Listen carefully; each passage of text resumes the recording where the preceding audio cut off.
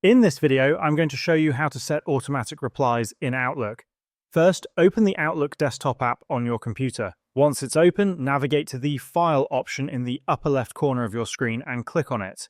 A new screen will appear with several options. Look for the Automatic Replies option and click on it. This will open a new window where you can set up your automatic replies. The first thing you need to do is select the Send Automatic Replies option. If you want to set auto-replies for a specific period, check the box that says Only send during this time range. For example, if you're going on vacation for a week, you can select the start and end dates from the calendar options provided. You can also set the exact time for each day. Once you've chosen the time range, move on to the message box where you can type the content of your automatic reply. You can customize the message as much as you like.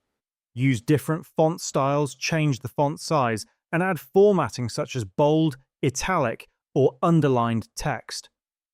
Once you're satisfied with your message, click on OK to save your automatic reply settings.